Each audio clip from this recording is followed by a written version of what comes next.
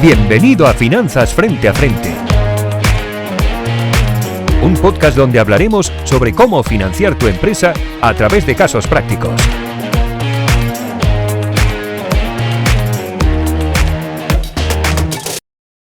Bienvenidos al podcast de Finanzas Frente a Frente, un podcast que de casos reales y experiencias verdaderas intentamos explicar cómo se financian los proyectos.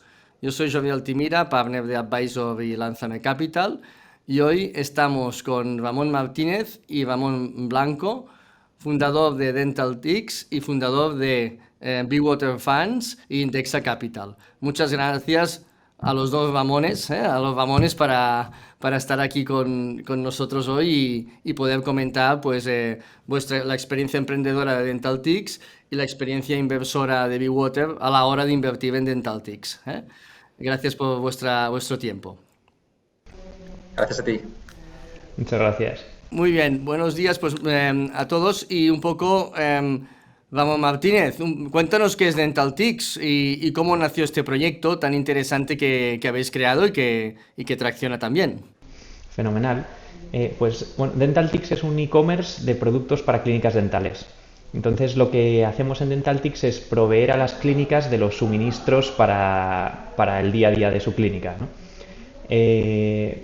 Más o menos lo que intentamos es digitalizar un sector muy tradicional que funcionaba con comerciales por venta por catálogo y este tipo de cosas y llevarlo a online e intentar dar el mejor servicio que podemos a los clientes. Muy bien. Entonces, ¿en qué momento nació el proyecto? ¿Qué recorrido lleváis actualmente? Bueno, pues el DentalTix empezó en 2014, o sea que llevamos ya unos añitos. Y ha llovido desde entonces. Cuando empezamos casi no teníamos pagos por tarjeta, todo era transferencia bancaria y por ejemplo, eso ha cambiado totalmente, ¿no? Hemos visto mucha evolución en el sector.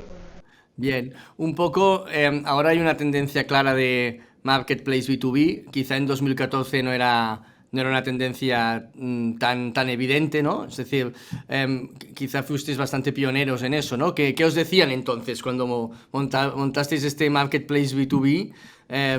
No era tan habitual, ¿no? Como modelo. ¿En qué se basa vuestro modelo de negocio? ¿Actuáis de central de compras? ¿Cómo lo tenéis establecido esta parte?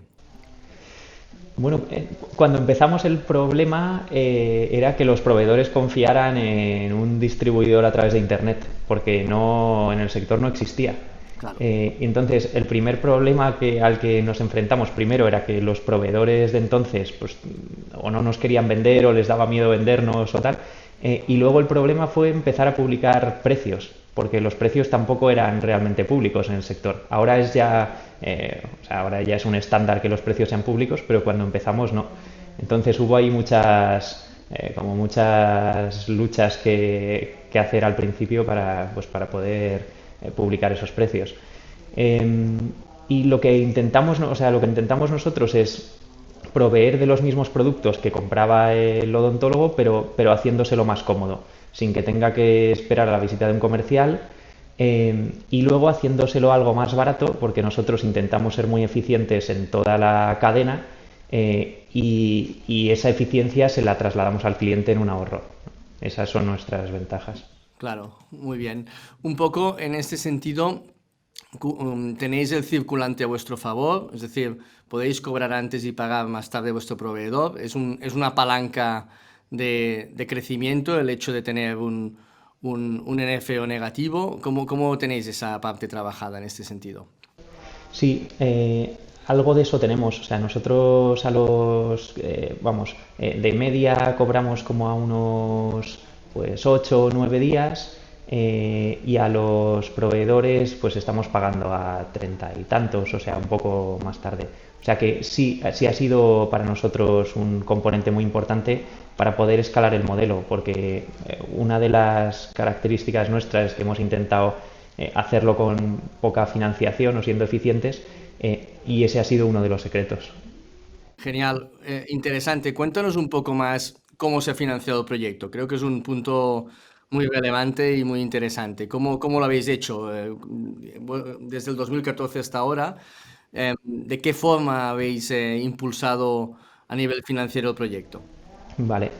Pues bueno, nosotros, o sea, lo primero que hemos intentado es como a lo largo del crecimiento perder poco dinero, ¿no? O sea, ha sido como la primera clave de la financiación. Nosotros empezamos en 2014 y empezamos con la sociedad con 3.000 euros y hasta 2016 que entramos en Guaira y recibimos ahí un poquito de financiación, o sea, el proyecto se financió con esos 3.000 euros y parte de ese circulante que teníamos, ¿no? Luego, como decía, en 2016 Guaira nos dio un poquito de financiación y seguimos hasta fue mitad de 2019 cuando ya entró Bigwater, entró Cavides and Partners y tuvimos como la primera, bueno, ronda de verdad, ¿no? Y luego, vamos, lo hemos ido financiando con las ventas principalmente, ¿no? Porque, bueno, lo que hemos hecho con esa financiación es financiar algo de proyectos de inversión, pero el día a día de la empresa lo financiamos con las ventas. Claro. Un poco la situación de COVID por el material sanitario un poco que vosotros vendéis a esas clínicas es una situación que entiendo que ha aumentado la demanda, ¿no? En lo que sería vuestro negocio, ¿no? ¿Habéis tenido un aumento en ese sentido? Sí, pero hubo de todo. O sea, cuando empezó las primeras semanas de COVID, las ventas cayeron pues en un 80%, ¿no? Tuvimos que hacer todos los planes de contingencia y todas esas cosas que se hacen. Pero luego tomamos unas cuantas decisiones que no sé, quiero decir, bueno, parte, o sea, posteriori, que se han visto que no estaban mal, que era una, seguir dando servicio todo el rato. O sea, todos los días nosotros no cerramos cuando el resto de competidores, la mayor parte hizo ERTES del 100% de la plantilla y estuvieron cerrados. Y luego nos movimos mucho para poder encontrar esos productos de COVID, porque el problema en esas semanas no era que la demanda de productos fuera escasa, sino que no había oferta. Claro. Entonces el trabajo principal fue buscar esos productos, que enfocamos en gran parte de la compañía en eso. Y eso luego a medio plazo pagó mucho, ¿no? Quiero decir, los clientes vieron que en Dentaltics podían encontrar esos productos cuando en ningún otro sitio los podían encontrar y que además estábamos abiertos cuando su distribuidor de toda la vida había cerrado, ¿no? Y con eso hemos cogido mucha cuota. Qué interesante, muy bien. De esa problemática, ¿no? Pues hacer virtud y aprovechar sin duda la oportunidad, ¿no? Eso, reacción de emprendedores, muy, muy interesante. Un poco, Ramón Blanco, cuéntanos Bigwater Funds, ya lo conoce mucha gente en el ecosistema, ¿no? Pero de primera mano, cuéntanos un poco vuestra tesis de inversión, en qué tipología de proyectos invertís. Tenéis publicaciones contenido muy interesante realmente en lo que sería vuestro blog. Tenéis esa lista de empresas eficientes en capital, ese debate que siempre hay en el sector entre proyectos que son más eficientes en capital o bootstrappers y esos proyectos que son más intensos a la hora de crecer con mucha financiación o más ronderos, ¿no? Como comentamos, siempre hay ese debate. Vosotros os decantáis más por la eficiencia en capital. Cuéntanos un poco qué es Bigwater Funds, en qué fase invertís y lo que hacéis, ¿no? Muy bien, pues nada, encantado. Pues mira, Bigwater Funds empezamos con ella en 2018 y lo que queríamos básicamente era dos cosas, ¿no? Por una parte era invertir en empresas que fueran eficientes en capital, que ahora entraremos en por qué y por qué lo vemos así. Y lo segundo que queríamos era dotar de liquidez, ¿no? De cierta liquidez o de mayor liquidez a las inversiones en empresas no cotizadas, ¿no? Y esto venía de nuestra propia problemática. Tanto François como yo, pues llevamos 20 años invirtiendo en empresas no cotizadas y lo que veíamos es que incluso yendo fenomenal las empresas, ¿no? Pues los tiempos de desinversión, pues típicamente en España, pues estaban por encima de los 10 años, ¿no? O sea, un ejemplo paradigmático es, yo invertí en Idealista en el año 2000, ¿no? Desinvertí en el año 2014 y no puede haber empresa que haya ido mejor ni que haya tenido más éxito que idealista, ¿no? Ajá. Y eso es un poco por una serie de razones, ¿no? Que sí que encontramos en detalle, pero fundamentalmente están adscritos al derecho de suscripción y de adquisición preferente, ¿no? Entonces, lo que hacemos es que invertimos en empresas que tengan o bien cash flow positivo o que estén cerca de él, ¿vale? O que tengan la caja para llegar a ese cash flow positivo. Son empresas típicamente que ya no son tan nuevas, porque no te da tiempo, si tienes 1 o 2 años de antigüedad, no te da tiempo a llegar a cash flow positivo o estar cerca de él. Buscamos empresas que tengan una valoración inferior a 10 veces ventas, ¿vale? Lo cual quiere decir que no nos cruzamos prácticamente con ninguna de las que les interesa a los fondos de capital riesgo, porque típicamente si estás creciendo a tasas por encima del 100% anual, vas a estar en valoraciones por encima de 10 veces ventas muchas veces, ¿no? Ni te cuento que estás creciendo al 200 o al 300, ¿no? Entonces buscamos empresas que tienen menos riesgo que las que busca un fondo de capital riesgo típico, y por lo tanto también esperamos retornos inferiores, ¿no?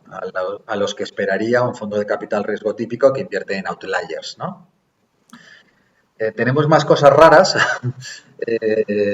Nos gustan las empresas y los emprendedores que son eficientes en capital, no por nada, sino porque vemos la vida así, ¿no? Porque nosotros como emprendedores, tanto en Indexa Capital como en las compañías que hemos montado antes, percibimos que la relación entre rentabilidad y riesgo, ¿vale? es mejor, ¿vale? Pero respetamos perfectamente que haya gente, inversores, que le gusten las empresas ronderas, y por supuesto que hay fondos que lo hacen, que tienen rentabilidades extraordinarias con empresas renderas, y por supuesto que hay emprendedores, como no, que se hinchan a ganar dinero con sus empresas ronderas, ¿no? Pero simplemente nos parece que la ecuación retorno-riesgo es mucho mejor en este espacio. Y por otra parte, paradójicamente, hay mucha menos gente invirtiendo en este espacio, ¿vale? Porque los fondos de capital riesgo en general tienen que invertir en outliers, ¿no? La tesis de inversión es que hay un 10, un 20% de las inversiones del fondo que te van a más que devolver todo el fondo. Si tienes que invertir en outliers, tienes que invertir en compañías que estén creciendo al 200, al 300%, y para eso, inequívocamente, tienes que perder mucho dinero y además tienes que meterle mucho riesgo a la empresa. Ya está. Más cosas extrañas que tenemos dentro de nuestra paleta es que nos encanta hacer secundarios. Secundarios es dar liquidez a los emprendedores que quieren diversificar su riesgo, o bien a los inversores que han acabado su ciclo en la empresa, típicamente pues business angels, aceleradoras, ¿no?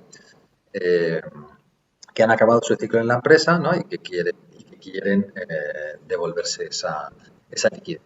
Y finalmente, también tenemos, que es diferente, que nosotros somos muy creyentes en todo, en el concepto de skin in the game, ¿no? Creemos que para mirar algo de verdad con ojos inversores, pues lo primero es que tienes que aplicarte la receta a ti mismo, ¿no? Entonces, en todas las empresas en las que invertimos, ¿no? En todos los fondos que montamos, el 20% del dinero de esos fondos lo ponemos nosotros, ¿vale? El 80% restante lo ponen inversores que quieren coinvertir con nosotros, pero lo primero que hacemos es mirarlo con ojos de inversión para nosotros mismos, ¿no? Y eso es un porcentaje muy superior al que tienen tradicionalmente los fondos de capital riesgo o private equity. Muy bien, has comentado varios temas muy interesantes que me gustaría profundizar, ¿no? Y quizá debatiendo un poco con los dos, ¿no? Es decir, el primer concepto es eficiencia en capital, ¿no? ¿Qué quiere decir eficiencia en capital, ¿no? Porque es un concepto que se habla mucho, pero creo que se tiene que desgranar más. Al final, la eficiencia en capital lo que está recogiendo es un conjunto de eficiencias dentro de la empresa, ¿no? Ser eficiente en vender, ser eficiente en captar, ser eficiente en operar, ¿no? Se está recogiendo un seguido ser eficiente también, ser bootstrap, ¿no? Ser eficiente en también el uso del capital, pero recoge un conjunto de eficiencias. ¿Podríamos desgranar más un poco ese concepto que tanto aparece, ¿no? Que es, hay que ser eficiente en capital, pero ¿qué quiere decir ser eficiente en capital? ¿Cómo lo ilustraríais? Bueno, o sea, nosotros como lo vemos, ¿no? Sí. Es básicamente, o sea, la filosofía es que si una empresa puede financiarse con sus propios recursos, ¿no? Pues entonces va a ser una empresa eficiente en capital. Obviamente, si es completamente autosuficiente, pues entonces no necesita inversores, ¿vale? Pero lo que tratamos es de que sean empresas que necesiten lo mínimo posible de los inversores y sobre todo que sean empresas que levanten una ronda para hacer determinados proyectos, por lo que sea, porque tiene que invertir en stock o porque quiere adquirir una compañía o porque quiere adquirir quiere entrar en un nuevo mercado, pero que esta inversión vaya destinado a un fin después del cual, una vez conseguido, sea autosostenible. Lo cual no quiere decir que de repente mañana Ramón nos diga, oye, que quiero adquirir un competidor en Alemania. Pues pondremos más dinero, ¿vale? Pero tiene que ser para un fin, no tiene que ser el levantar rondas no tiene que ser un fin en sí mismo con el objeto de aumentar el tamaño de una empresa. Bien, un poco lo podríamos resumir que la empresa tenga un cash flow operativo suficiente y positivo, pero que no, esa autofinanciación quizá no es suficiente como para impulsar un crecimiento mayor en algún aspecto, ¿no? Como puede ser una adquisición, como puede ser pues abrir un mercado, ¿no? Como puede ser una visión más expansiva, es decir, invertir en cash flow de inversión, ¿no? Es decir, que ese cash flow vaya al CFI, ¿no? Como concepto. Y también indicaba Ramón un poco que ese debate entre empresas eficientes en capital o más empresas ronderas, donde ese cash flow operativo pues es negativo durante mucho tiempo, ¿no? Yo tengo siempre la duda de indicabas bien pues que las dos tesis de inversión son muy válidas y que con las dos tesis de inversión se puede ganar y se puede perder, ¿eh? Con las dos tesis de inversión se puede ganar y se puede perder. Pero yo tengo la duda de a nivel de estadístico, ¿no? Un poco a nivel de performance, ¿cuál crees que es más rentable o a nivel de data? ¿Los fondos que han apostado por la eficiencia en capital o los vehículos que han apostado por la eficiencia en capital o los vehículos que van a una visión más outlier como indicabas? ¿Hay algún tipo de data asociada? Yo no lo he encontrado en esta dirección. A ver, yo te cuento. Primero, la industria de los fondos de capital riesgo, ¿vale? Sí. Es una industria que se llama de curvas, no sé cómo se dice en español, skewed, ¿vale? No Sí. son curvas normales, ¿vale? Son Ujú. curvas que están achatadas por un lado y engordadas por el otro. ¿Qué quiere eso decir? ¿Vale? Que aunque tú digas la media de los fondos de capital riesgo en Estados Unidos da el 15% anual. Eso no quiere decir que la mitad de los fondos den esos retornos. ¿Vale? En realidad lo que ocurre detrás de eso es que hay un 20% de esos fondos, ¿vale? Que dan retornos muy superiores a la media, del 20, del 25% anual, pero hay un 50% de los fondos, ¿vale? Que no da ningún retorno, Claro. ¿vale? Esa es la realidad, ¿vale? ¿Por qué la industria es así? Porque por diseño, ¿vale? Se están buscando compañías que puedan ser muy grandes, muy grandes, muy grandes. Estás buscando, por resumir y caracterizar, estás buscando encontrar el próximo Google, encontrar el próximo Facebook, encontrar el próximo Spotify. Para eso le tienes que meter mucho riesgo y mucho capital, ¿vale? Entonces, los fondos que están en el primer cuartil de esa industria, de la industria del capital riesgo, ¿vale? Típicamente, ¿vale? Dan retornos, por supuesto, de 2 dígitos, ¿vale? Pero muchos de ellos cercanos o por encima del 20% anual, ¿vale? Vaya por delante eso. Pero le estás metiendo mucho riesgo. Pero hay un 50% de posibilidades para tus inversores de que no obtengan ningún retorno y en muchos de esos 50% de que los retornos sean negativos y muy negativos. ¿Vale? Claro. Sobre eso sí que hay mucho dato. ¿Vale? Bien. Entonces, sobre sobre fondos que inviertan en empresas eficientes en capital, no hay datos, ¿vale? Porque paradójicamente es una tesis que no encaja muy bien con los fondos de capital riesgo, que tienen que buscar estos outliers, ¿no? Nosotros no buscamos outliers, sino buscamos empresas que tengan un equilibrio entre la rentabilidad y el riesgo. Para entendernos, no necesitamos que ninguna empresa se venda por 100 veces lo que hemos invertido, ni por 50 veces, ni por 25 veces. Nosotros buscamos invertir y que esas empresas se vendan pues por 3, 4, 5 veces lo que hemos invertido, ¿vale? Sin embargo, en un portfolio típico de capital riesgo, aproximadamente el 50% de las empresas se van a ir a cero. Nosotros esperamos que en nuestro caso pues no haya más de un 10% de las empresas que se vayan a cero. Claro. ¿Vale? Entonces son cosas diferentes. Y lo otro que te quería decir es nosotros estructuralmente, ¿vale?, le vamos a dar menos rentabilidad al inversor, ¿vale?, que el que es capaz de seleccionar el 20% de los mejores fondos de capital riesgo, ¿vale? Nosotros, o sea, si estos fondos dan del 20 para arriba, nosotros aspiramos a dar un 15%, ¿vale? Bien. Lo que pasa es que eso, como los fondos, los tienes que medir por el riesgo que asumes. Claro. Es decir, la relación riesgo-retorno sería en este caso pues mejor en vuestro caso, ¿eh? Es decir, un poco. Sí. Bueno, está por demostrar, pero es la tesis en la que nosotros creemos. Es la tesis que os apoyáis. Muy bien. En este aspecto, ¿cómo es más difícil a nivel de deal flow encontrar esta tipología de empresas? ¿O cómo encontrasteis Dentaltics? ¿Cómo os llegó el proyecto? ¿Cómo buscáis un poco esta tipología de deal flow que quizá en el ecosistema pues quizá es más habitual encontrar proyectos más intensivos en capital, un deal flow más asociado a una visión capital riesgo clásica como comentabas? ¿Es más complicado encontrar esta tipología de proyectos en el mercado? ¿Es más invisible? ¿Cuál es? Bueno, hoy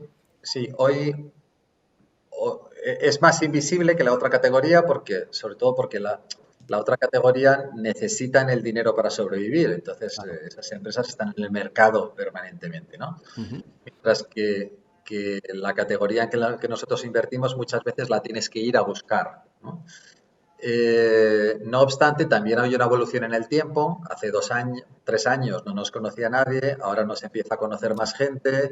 Ramón a lo mejor se cruza con otros emprendedores y le dice, oye, pues estos tíos, pues, ¿sabes? Habla con ellos. O sea, poco a poco también se va conociendo este tipo de categoría. Lo que es interesante es que hay menos empresas, pero también hay menos gente dispuesta a invertir en ellas. Claro. ¿Vale? Por 2 razones. Uno, porque no esperamos que esas compañías se multipliquen por 100 en ninguno de los casos, entonces hay mucha gente que no está dispuesta a entrar en ese tipo de compañías. Y segundo, porque la inmensa mayoría de los fondos de capital riesgo toman dinero público, ¿vale? Si tomas dinero público, ese dinero mayoritariamente debe ir a las empresas, ¿vale? Puedes hacer algo de secundario, pero no puede ser tu tesis principal ni mayoritaria, ¿vale? Nosotros no tomamos dinero público y, por lo tanto, podemos hacer el 100% de secundario si queremos, ¿vale? También hacemos ampliaciones de capital si hace falta, pero estamos más solos en ese espacio. Bien, un poco, vamos, Martínez, ¿cómo conociste a Bigwater Funds? ¿Cómo se produjo ese matching entre las dos partes? ¿Cómo lo hiciste? Sí, pues mira, en el caso de Dentaltics, claro, o sea, Bigwater tiene la ventaja de que cuenta con el nombre de François y de Ramón, que ya eran conocidos en el mercado antes de Bigwater, ¿no?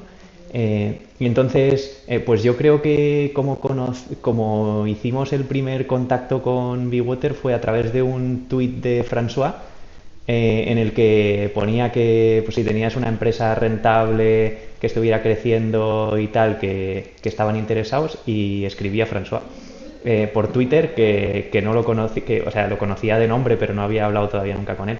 Y así hicimos el primer contacto. Y François me escribió y me dijo que podían estar interesados, que escribiera Ramón, creo. Y así empezamos. Y para nosotros, o sea, aunque nosotros sí estábamos pensando activamente en hacer una ronda, Tampoco encontrábamos mucho fondo que tuviera realmente un buen match con Dentaltics, por eso que dice Ramón, porque o sea, nosotros como filosofía de compañía tampoco queríamos meterle un riesgo extremo a la compañía y empezar a crecer al 300%. Y empezar a perder dinero sistemáticamente con las operaciones o empezar a gastar mucho más en marketing de lo que nos resulta rentable gastar. Eso para nosotros, o sea, esta filosofía que tenía Bewater de eficiencia en capital a nosotros nos encajó mucho. Y luego el tema de poder hacer algo de secundario para nosotros también fue muy interesante. Claro. Porque es una manera, quiero decir, es de las pocas maneras en las que podemos diversificar el riesgo, ¿no? Que tenemos, claro, todo metido en Dentaltics. Ya nos pasa ya a los emprendedores esto, a todos los Claro. emprendedores, allá todos los huevos en la misma cesta, allá tenemos, Claro. ¿eh? Ya es interesante. Yo creo, hombre, esto que es muy interesante que fuera a través de un tweet, ¿no? Fue una estrategia prácticamente inbound de captación, ¿no? Sí, sí. Cada vez me doy más cuenta que el mundo financiero capta deal flow o capta proyectos con estrategias de ventas B2B. Es decir, o bien hacen outbound y van a buscar proyectos, o bien tienen un gran contenido inbound, como es el caso de Bewater Indexa. Realmente el contenido es muy interesante y eso pues capta la atención. O bien es otros emprendedores que referencian, ¿no? El referenciado clásico, el boca a boca clásico, o el prescriptor de toda la vida, ¿no? Oye, otros inversores, ¿no? Es decir, que te prescriben. Al final es una metodología bastante B2B sales, ¿no? Es decir, la captación de deal flow, en este caso en un tweet, ¿no? Muy bien. Un poco, Ramón Blanco, ¿qué os fijasteis en Dentaltics para invertir? ¿Cuáles fueron los patrones que dijisteis? Está muy bien hablar de tesis, ¿no? Muchas veces hablamos de tesis de inversión, pero es verdad que a veces los conceptos son muy abstractos, ¿no? Es decir, hombre, pues todo el mundo habla que tiene que haber un buen equipo y compensado, ¿no? Pero claro, es que... Pero realmente esto cómo se traduce, ¿no? Esa traducción en este caso concreto que tenemos aquí, que es Dentaltics, ¿en qué parámetros evaluasteis para decidir la inversión en este sentido? A ver, nosotros en esto no hemos inventado nada, ¿vale? O sea, nosotros partimos más o menos de un template, ¿no? Que se estudia, por ejemplo, se estudia en Harvard, ¿no? En Entrepreneurial Finance, ¿Sí? que es, o sea, miramos tres cosas, que es de people, ¿no? Las personas, de opportunity, ¿no? Cómo es el mercado, qué es lo que está pasando ahí, si tiene una ventaja competitiva o la puede tener, ¿no? Y finalmente de deal. De deal es cuál es el precio fundamentalmente, ¿no? Mirando el equipo, pues nosotros lo que veíamos era que Ramón y Bea, pues que eran dos personas formadas, que eran universitarios, que tenían su MBA. Y no es que no pueda haber emprendedores que no puedan ser formados, pero hay cierta correlación, ¿vale? entre formación y éxito. Y, bueno, pues en este caso eran puntos positivos, obviamente, ¿no? Y luego lo que miramos es que sean personas que cuando vienen mal dadas, que a todos los emprendedores nos vienen mal dadas, nos vienen cornadas de vez en cuando, pues que sean personas que, oye, que se puedan bandear, que puedan pues integrar en el modelo de negocio, virar ¿no? Y esto lo ves pues conociéndoles y hablando con ellos. Luego, por supuesto, miramos que nos parezca que son honestos, ¿no? Sí. Con lo cual, en este caso, desde luego era. Luego, miramos la oportunidad, ¿no? La oportunidad es, oye, en este caso la oportunidad era muy clara porque es un sector completamente físico, todavía hoy, donde se hacen las cosas como en los años 80, ¿sabes? Con un distribuidor que va visitando a las clínicas y con un mayorista que le vende al distribuidor que va visitando a las clínicas y con notas de gastos con Excel y con facturas que no están automatizadas. Entonces hay una gran oportunidad de digitalizar un sector como se ha hecho en muchos otros sectores, ¿no? Ajá. Y finalmente lo que miramos es el precio. Bueno, pues el precio nos parecía razonable, ¿no? Que siempre es importante también a la hora de invertir. Y luego pues miramos algunas otras cosas más específicas como Pues como nos gustan las compañías eficientes en capital y nos gustan los emprendedores eficientes en capital, porque si son capaces, la tesis es que si son capaces de cuidar de su dinero, también cuidarán del nuestro, ¿vale? Eh, bueno, pues fuimos a ver a Ramón y a Bea, ¿no? Y nos encantó lo que vimos, ¿no? Lo que vimos era, pues, una sociedad que la habían montado hacía 3 años con nada de dinero, que había pasado de facturar 200.000 euros en 3 años a facturar 3,5 millones y que era un negocio de bajos costes y entonces lo que tenía es que tener toda la cadena de valor con costes muy bajos, ¿no? Para que esa ventaja pueda ser sostenible en el tiempo. Y nos encantó porque tenía un montón de becarios en vez de tener gente contratada, tenía unas oficinas de un aspecto mejorable, con las cajas y los paquetes al lado de donde estaba en la oficina la gente trabajando, lo cual demostraba que eran unos emprendedores que miraban mucho, mucho por sus costes, que es lo que se le pide a este negocio, ¿no? En el concreto en el que está Ramón. Y entonces, pues eso nos encantó y nos encajó. Muy bien, perfecto, ¿no? Es decir, realmente los dos buscabais, fue un matching muy, muy, muy bueno, ¿no? Bendito, bendito tweet el de François, ¿eh? Muy bien. Un poco, en esta tesis que tenéis, Ramón, de inversión, ¿cómo pensáis desinvertir en el proyecto? Es decir, normalmente, pues, si vamos a un modelo más de capital riesgo clásico, ¿no? Muchas veces, pues, los fondos que invierten en esas etapas más iniciales piensan también ellos desinvertir por secundario en fases posteriores porque hay pues más ampliaciones de capital, ¿no? Eso quizá es la forma más clásica dentro de un entorno en España y quizá me atrevería a decir en Europa, ¿no? Un poco, vosotros esa desinversión, ¿pensáis más que habrá una operación de money y alguien comprará la compañía? ¿Pensáis más que el cash flow operativo de la empresa es capaz de recomprar vuestras participaciones? ¿Cómo lo veis esta parte? Eh, a ver, una de las ventajas del modelo, de nuestro modelo, es que tenemos menos prisa que un fondo de capital riesgo, ¿vale? Claro. ¿Por qué? Porque primero, los fondos que montamos son una cosa que se llaman evergreen. Evergreen quiere decir que no tienen límite temporal, Bien, ¿vale?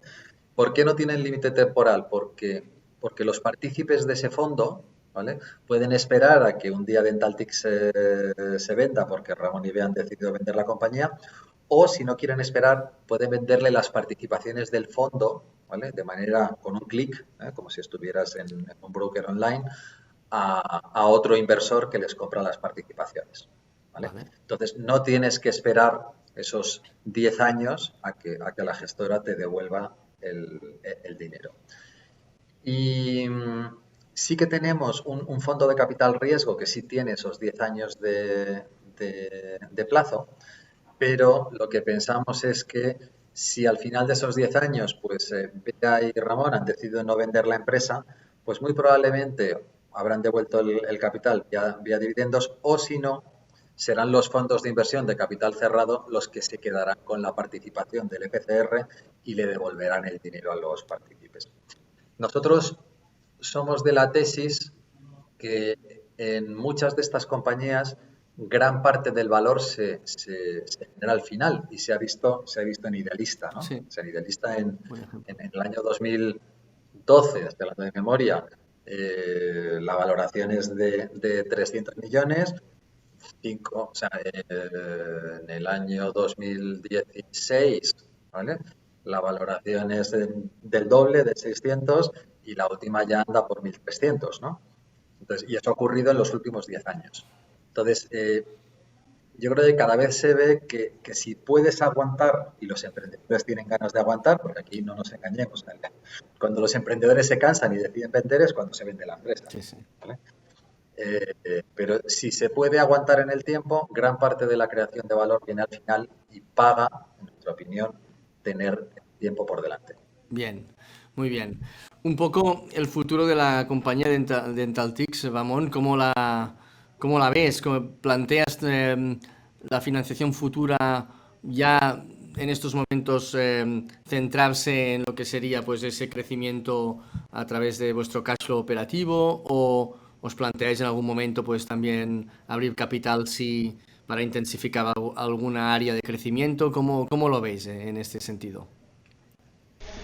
Pues nosotros siempre hemos visto Dentaltics como un proyecto como muy a largo plazo. Creo que, o sea, como decía Ramón, hay una oportunidad muy grande en el sector que está todavía muy poco digitalizado. O sea, las ventas online en el sector dental serán de menos de un 10% todavía. Y yo tengo la sensación un poco de que solo estamos empezando. Ya somos muy relevantes en el sector, pero no estamos más que empezando. Y tenemos ahora la ventaja de que generamos caja, ¿no? Y entonces, y a la vez que estamos creciendo bastante rápido. Entonces eso hace que tengamos el foco más en tener contentos a los clientes que en tener que estar buscando dinero, ¿no? Y la verdad que esa es una situación como emprendedor relativamente cómoda, ¿no? Espero que dure, porque así puedes poner el foco en proyectos más de largo plazo y no tener que estar mirando pues las métricas de un mes a otro para una ampliación de capital cercana, ¿no? Así es como veo yo un poco la cosa. Por eso también la tesis lo de que las participaciones del fondo de Bigwater puedan venderse y los inversores tengan liquidez, para nosotros también era una cosa bastante decisiva, porque no teníamos el horizonte temporal cerrado de que tuviéramos que devolver una inversión en tantos años. O sea, yo entiendo Bigwater casi como si o sea, salvando todas las distancias, pero como si la empresa estuviera cotizada, ¿no? Y hay inversores que pueden entrar y salir. Entonces nosotros lo que tenemos que ir haciendo es aumentar el valor de esas participaciones, haciendo que la empresa cada día valga más, ¿no? Y esa es como nuestra misión como gestores. No, efectivamente, ¿no? Este modelo es muy, muy interesante porque da esa flexibilidad y quita esa presión de tener un horizonte temporal donde tienes que efectivamente liquidar el fondo, y eso siempre es un problema, ¿no? Bien, un poco, Ramón Blanco, y vamos un poco cerrando si queréis, pero te quería hacer esta pregunta ahora que te tengo delante, ¿no? Es un poco en esas performances que comentabas más de Venture Capital. ¿Por qué crees que en general en el mundo más del Venture Capital, me refiero más al mundo de nuestro país o un contexto más europeo, hay tan poca transparencia en los retornos? ¿Por qué no es algo que podemos, oye, pues averiguar de forma fácil, como pues muchos fondos cotizados, ¿no? Tenemos esa información y a veces, mira, pues de la misma forma que Dentaltics descubrió a Bigwater vía Twitter, muchas veces tienes que intentar ver vía Twitter que ha habido una salida y en esa salida deducir un poco la performance que ha tenido esa transacción. ¿No sería más fácil mostrar datos y ya está, ¿no? Y escucha, quien que lo haga bien, pues seguirá captando más inversión, y que no les haga tan bien la performance, pues oye, el mercado pondrá cada uno en su sitio, ¿no? ¿Por qué motivo no tenemos esa información más real, esa data, ¿no? Que tan necesaria a la hora de decidir una inversión? Completamente de acuerdo, es muy interesante la pregunta que haces. Yo creo que hay varias cosas ahí. Primero, hay una gran parte de la industria que no le interesa que se publiquen sus resultados, porque acuérdate que hemos dicho antes que un 50% de los fondos no producen rentabilidad, ¿no? Entonces, hay una gran parte de la industria que no le interesa que se publique eso. Segundo, y hay un debate cercano que sacó un artículo de Falipú, ¿no? Hablando de la relación, y eso va al otro lado, ¿no? Va a la gente que sí ha dado grandes retornos, ¿no? Pero que se ha llevado a cambio también con ello grandes comisiones, e incluso se ha metido, ¿no? en el Fortune 500, ¿no? Entre los más ricos de Estados Unidos o de Inglaterra, ¿no? Entonces, con la transparencia de datos vienen también efectos colaterales, ¿no? Entonces, lo que se ha visto ahora es que efectivamente ha habido fondos que han dado el 15% anual a sus inversores, fondos enormes, ¿no? Que está fenomenal darle el 15% anual a los inversores, pero claro, han cogido un periodo en que esa rentabilidad hubiera sido igual, ¿vale? Invirtiendo en el Standard & Poor's 500. En otros casos han batido al Standard & Poor's 500 en otras décadas o en otros periodos, ¿no? Pero en este periodo no ha sido así. Pero justo en este periodo, como ha habido mucho dinero entrando en la industria, estos señores de Blackstone, ¿no? de los grandes fondos, se han forrado, pero se han forrado tanto que se han metido entre las 500 primeras fortunas de Estados Unidos, ¿no? Con unos retornos que hubieras podido tener pues invirtiendo en el ETF de Vanguard del Standard & Poor's 500. Entonces, yo creo que hay muchas razones, ¿vale? Por las que en la industria hasta la fecha pues no ha interesado darle transparencia ni a la rentabilidad ni a las comisiones, ¿no? Igual que ha ocurrido lo mismo con los fondos de inversión cotizados, sí. ¿no? Pero yo creo que es un tema de tiempo que igual que que Indexa Capital y otros gestores automatizados están dando transparencia clara a la industria de fondos de inversión, pues llegará alguien que le empezará a dar transparencia clara y obligará, ¿no?, a dar transparencia a la industria de los fondos de capital riesgo y private equity. Es un tema de tiempo. Un poco es vuestro principio en Indexa, ¿no? En este sentido, es decir, precisamente pues vais a dar toda esta transparencia a nivel también de Indexa, bueno, que el ciudadano de a pie, ¿no? Que todo el mundo, el pequeño inversor pueda en este caso tener la posibilidad de indexarse con el mundo, ¿no? Con el mundo y con unas comisiones ajustadas, ¿no? Eso... Hombre, el tema financiero también va de personas, ¿no? El que lo hace bien es porque hay un buen equipo humano invirtiendo, superando los índices, ¿no? Y el que no tanto, pues es porque ese equipo quizá no es tan relevante, ¿no? O sea que es un buen debate y nada, vamos a ver si tenemos suerte y el sector y el mercado coge esa transparencia. Y ha sido un placer. Muchas gracias a los dos por ilustrarnos tanto vuestro proyecto Dentaltics como vuestra tesis de inversión en Bigwater. Muy interesante. Yo creo que eso abre el espacio a una tipología de proyectos que, pues bueno, pues que no tenían quizá esa cobertura, ¿no? Quizá un family office cubría más esa etapa, ¿no? Pero igual pues no tenían elementos tan interesantes como lo que habéis comentado de, pues bueno, elementos de secundario, elementos de no tener temporalidad a la hora de desinvertir, es decir, elementos que es una muy buena propuesta para muchos emprendedores que pues no tienen esa intensidad de crecimiento tan agresiva, ¿no? O sea que eso también, y que tienen pues todo el sentido de ser financiados, ¿eh? Muchas gracias a los dos por la charla. Muchas gracias a ti, Jordi. Gracias a ti por invitarnos. Merci, gracias.